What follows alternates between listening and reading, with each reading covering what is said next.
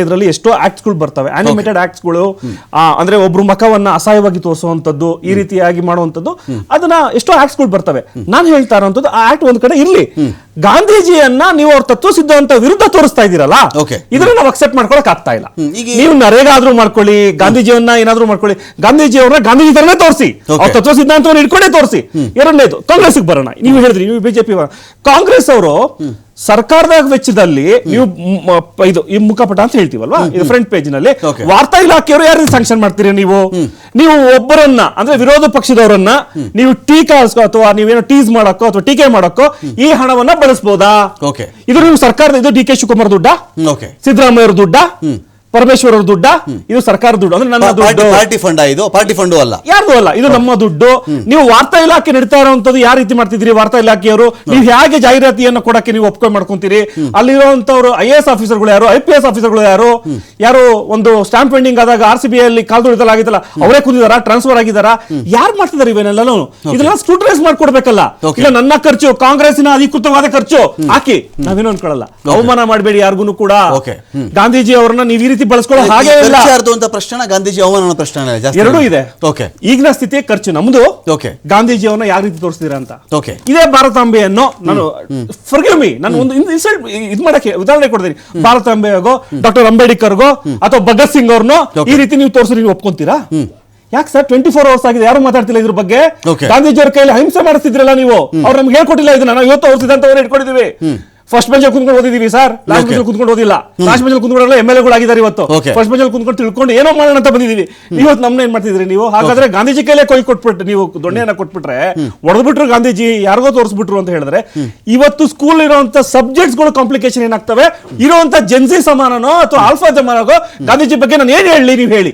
ಹಾಗಾಗಿ ಸರ್, ಆಮ್ ಆದ್ಮಿ ಪಕ್ಷದಿಂದ ವತಿಯಿಂದ ನಾಳೆ ಬೆಳಗ್ಗೆ ಈ ಕ್ರಿಮಿನಲ್ ಕಂಪ್ಲೇಂಟ್ ನಾವು ದಾವೆ ಮಾಡ್ತಾ ಇದೀವಿ ಸರ್. ಗಾಂಧೀಜಿ ಅವರನ್ನು ಈ ರೀತಿ ತೋರ್ಸಾಗಿಲ್ಲ ಅಂತ ಹೇಳಿ ನಾವು ಖಂಡಿತವಾಗ್ಲು ಗಾಂಧೀಜಿ ಅವರು ಯಾರು ಆತರ ತೋರಿಸಿದಾರೋ, ಆ ತತ್ವ ಸಿದ್ಧಾಂತವನ್ನು ಯಾರು ಮಾಡ್ತಾ ಇದಾರೋ ಅಥವಾ ವಿರುದ್ಧವಾಗಿ ಏನ್ ತೋರಿಸ್ತಾ ಇದಾರೋ ಅದರ ಕಾನೂನು ಏನಿದೆಯೋ ಅದರ ಅಡಿಯಲ್ಲಿ ನಾವು ಮಾಡ್ತಿದ್ದೀವಿ. ಮಹಾಂತೇಶ್ ಶೆಟ್ಟಿ ಅವರೇ, ಈಗ ಕಾಂಗ್ರೆಸ್ ವಕ್ತಾರರು ಜಾಯ್ನ್ ಆಗಿದ್ದಾರೆ. ಸ್ವಾಗತ ನಿಮಗೆ ಮಹಾಂತೇಶ್ ಶೆಟ್ಟಿ ಅವರೇ.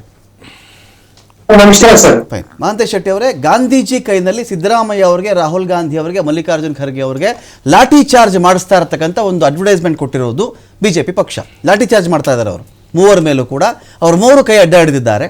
ಸಿದ್ದರಾಮಯ್ಯನವರು, ರಾಹುಲ್ ಗಾಂಧಿ ಅವರು ಬಲಗೈನ, ಮಲ್ಲಿಕಾರ್ಜುನ್ ಖರ್ಗೆ ಅವರು ಎಡಗೈನ ಈ ಥರ ಅಡ್ಡ ಹಿಡಿಯೋ ಥರ ಅವರು ಹೊಡೆಯಕ್ಕೆ ಬಂದಾಗ ಅಡ್ಡ.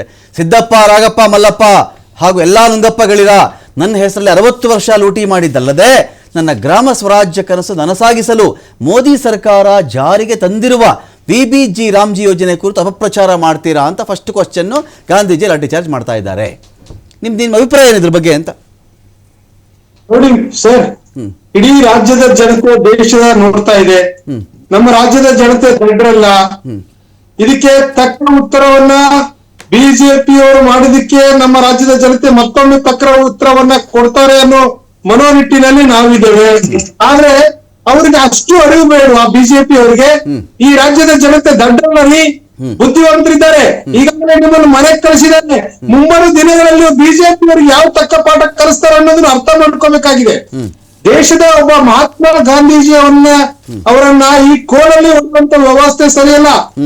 ಅದೇ ವ್ಯವಸ್ಥೆಗೆ ಬೇರೆ ಸಂಘಟನೆಗಳಿಗೆ ಬೇರೆ ತಿರುಗಿದ್ರೆ ಇಷ್ಟೊತ್ತಿಗೆ ಏನಾಗ್ತಿತ್ತು? ದೇಶದಲ್ಲಿ ಅಲ್ಲೋಲ ಕಲ್ಲೋಲ ಆಗ್ತಿತ್ತು, ಸಂವಹನ ಆಗ್ತಿತ್ತು, ಜಾತಿ ಸಂವಹನಗಳು ಪ್ರಾರಂಭ ಆಗ್ತಿತ್ತು.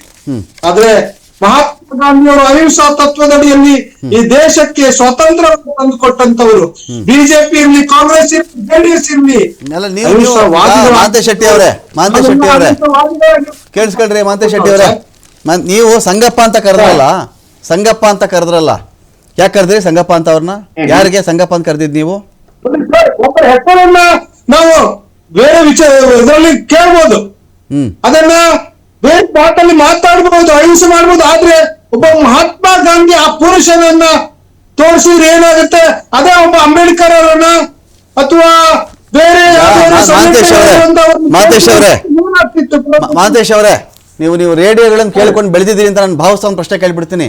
ಹಿಂದೆ ರೇಡಿಯೋದಲ್ಲಿ ಕೆಲವು ಜಾಹೀರಾತು ಬರ್ತಾ ಇತ್ತು.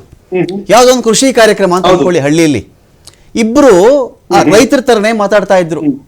ಆ ರೇಡಿಯೋ ಉದ್ಘೋಷಕರು ರೈತರ ತರ ಮಾತಾಡ್ತಾ ಇದ್ರು. ಏನಪ್ಪಾ ಯಾಕೆ ಹಿಂಗ್ ಚಿಂತೆ ಮಾಡ್ಕೊಂಡಿದ್ಯಾ ನೀನು ಅಂತ ಹೇಳಿದ್ರೆ, ಈ ತರ ರೇಷ್ಮೆ ಬೆಳೆ ಈ ತರ ಆಯ್ತು, ತೆಂಗಿನಕಾಯಿ ಬೆಳೆ ಈ ತರ ಆಯ್ತು, ಕಾಯಿ ಕೊರಕ ಹುಳ ಈ ತರ ಬಂತು, ಕಾಂಡ ಕೊರಕ ಹಿಂಗ್ ಬಂತು ಹಂಗ್ ಬಂತು ಅಂತ ಹೇಳಿದಾಗ ಇನ್ನೊಬ್ಬ ಮನುಷ್ಯ ಇದಕ್ಕೆ ಇಂತಿಂತ ಔಷಧಿ ಹಾಕು, ನಾನು ಇಂಥ ಕಡೆ ಹೋಗಿದ್ದೆ, ಇಂಥ ನೀನ್ ಹೊಲಕ್ಕಿಂತ ಗೊಬ್ಬರ ಹಾಕು ಅಂತ ಒಂದು ಗೈಡ್